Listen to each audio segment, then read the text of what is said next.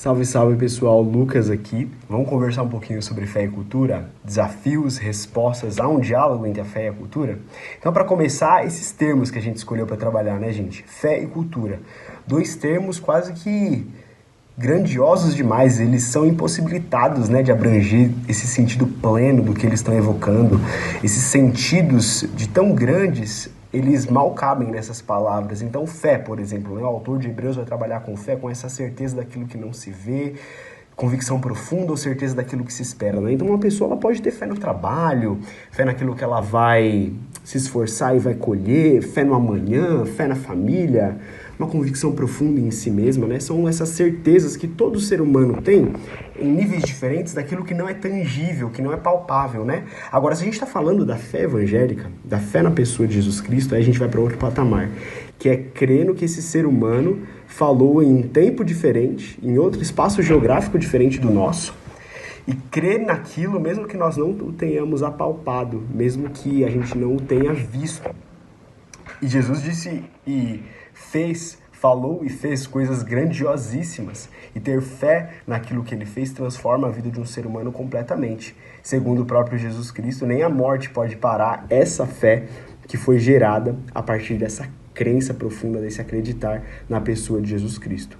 E a cultura? Essa agremiação de tudo aquilo que o homem faz, tudo que ele pensa, tudo que ele produz, né? Então, ela também é uma palavra que ela não consegue sustentar tudo aquilo que ela evoca. Então, a gente está falando, quando a gente fala de cultura, a gente está falando de todos os códigos que o homem faz ao redor da terra, em todos os ao longo da história. Então, vestimentas, variadas artes, expressões, modos de pensar, de ser e existir no mundo, línguas, linguagens, culturas. A gente pode estar falando de uma cultura formal, a gente está falando de uma cultura periférica. Então, ela também se revela, né, como uma palavra que ela abarca muito mais sentido do que ela aparenta. Então, tanto a fé como a cultura, elas permeiam a vida de qualquer ser humano. E se eu de fato sou um seguidor da pessoa de Jesus Cristo, eu sei que eu fui criado à imagem de Deus, e desde Adão nós temos a fé naquele que nos provê diariamente, e nós lidamos com essas culturas, então. Culturas locais, culturas regionais, culturas familiares. Nós temos um modo de ser e existir no mundo que vai da especificidade minha, como indivíduo, com as minhas crenças, meus valores, as minhas mazelas, até a realidade coletiva. Então, na minha instância aqui, eu moro em São Paulo, então nós temos uma cultura paulistana, um modo de ver o mundo, uma forma de olhar para a sociedade de maneira nacional. Nós somos brasileiros, nós falamos português, e obviamente quando a gente trata dessa realidade coletiva, a gente está falando dessa realidade das nações, dos povos do planeta, com todas as suas complexidades, utopias e incoerências. Então a grande questão é, de fato, como que eu lido com essa cultura ao meu redor, sendo que eu me entreguei a esse Cristo, a esse Jesus, e agora eu tenho fé nele, ele está fazendo algo dentro de mim, e muito do que eu vejo ao meu redor não tem a ver com a proposta que ele me fez de segmento, de ser um discípulo dele, e muitas coisas têm a ver, mas eu necessito ter, como a gente diz, um olho no peixe e outro no gato. Eu preciso ser criterioso para entender o que é legal de consumir e o que é legal de desafiar na cultura. Como nós somos seres humanos criados à imagem e semelhança de Deus, nós criamos também. Nós fazemos cultura quando nós acordamos e falamos a nossa língua, quando a gente trabalha, quando a gente assiste uma série e a gente absorve aquilo que está sendo dito. A grande questão, como eu disse, é quais são os critérios pelos quais a gente vai fazer com que a nossa fé seja relevante nesse emaranhado de opções, de diversidade cultural. E a Bíblia nos dá algumas respostas que eu acho muito interessantes. Alguns seguidores de Jesus acreditam que para manter a santidade, o correto é você se esquivar totalmente da cultura e fugir para os montes. Você não, de maneira nenhuma, se engajar culturalmente. É melhor não assistir série nenhuma, você não estar presente em nenhuma atividade cultural da sua cidade ou do seu país especificamente, porque aquilo ali é do mal, é das trevas e não vai te abençoar de maneira nenhuma.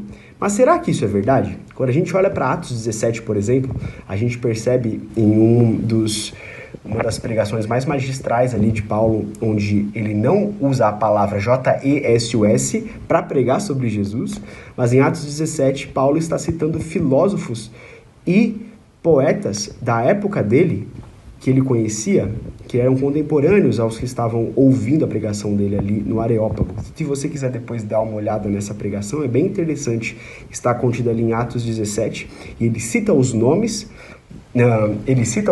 daqueles poetas e cita as suas poesias. Ou seja, Paulo conhecia a cultura onde ele estava inserido. Paulo sabia como utilizar aquela cultura como ponto de contato entre as pessoas que estavam ouvindo e a cultura em si. A cultura em si, ela vai trazer tanto graça comum, ela vai trazer tantas virtudes, qualidades que são corretas e biblicamente até são coerentes, e vai trazer, obviamente, coisas que não são edificantes. Mas cabe a nós olharmos para essa cultura e sermos sinceros e honestos conosco mesmo, vermos a beleza que há ali e fazermos pontos de contato com as pessoas que também usufruem e gostam daquele tipo de cultura, desafiando a cultura. Então, definitivamente, a gente não pode achar que tudo na cultura é válido e que eu posso consumir sem nenhum problema todo tipo de conteúdo. Essa não é a resposta mais correta, mais precisa do Evangelho. Mas eu necessito saber minimamente o que está acontecendo, do que as pessoas estão falando e entender como que o Evangelho, a pessoa de Jesus Cristo, me dá respostas que resolvem os dilemas que esses poetas de hoje, que os influenciadores de hoje estão levantando. Então, quais são as questões de hoje? Por exemplo, como que um paulistano deve lidar com o seu tempo? Como ele gerencia o seu dinheiro? Será que o racismo ainda faz parte da estrutura nacional brasileira? Sim ou claro, né? É óbvio que sim. Nós, como cristãos, nós somos seguidores de Jesus, temos respostas biblicamente embasadas que trazem esperança, que trazem realidade para todas essas questões. É óbvio, meus irmãos, que demanda estudo, demanda engajamento, sim, cultural, de conhecer artistas, de conhecer o que está sendo falado, e cada um de nós, por termos sido feito de maneira única e específica, teremos gostos e teremos áreas de atuação dentro da cultura específicas também. Mas em cada uma delas nós podemos olhar para a graça comum e, como eu disse antes, desafiar a cultura naquilo que ela precisa ser desafiada. E como só Jesus Cristo consegue fazer isso, é confiar que a redenção e que a realidade que existe na cruz e na sua ressurreição podem ajudar e auxiliar a cultura a encontrar esperança onde a cultura em si, nos seus esforços, não consegue encontrar. É isso. Deus abençoe você e a sua vida. E lembre-se sempre, não é nem o engajamento demais com a cultura, no sentido que você não está salgando ali, você não está sendo nem um pouco irrelevante, você perde a sua relevância, ou a total esquiva da participação cultural, que é a solução. A solução é como o mestre Jesus, como Paulo e os apóstolos fizeram. Conheça a cultura, utilize-se da cultura. Jesus utilizava-se das parábolas para evocar os assuntos do reino do céu. Paulo utilizava-se dos poetas e também da cultura local grega para atingir o público que ele queria falar. Então, o equilíbrio, meus irmãos, é muito, muito necessário nesse momento. E outra, abandone qualquer tipo de extremismo e foque na esperança que há no Evangelho, ouvindo as pessoas e cedendo o seu tempo para elas. Deus te abençoe, que a sua fé seja fortalecida e que muita gente dentro da cultura conheça Cristo por causa do seu testemunho. Deus te abençoe.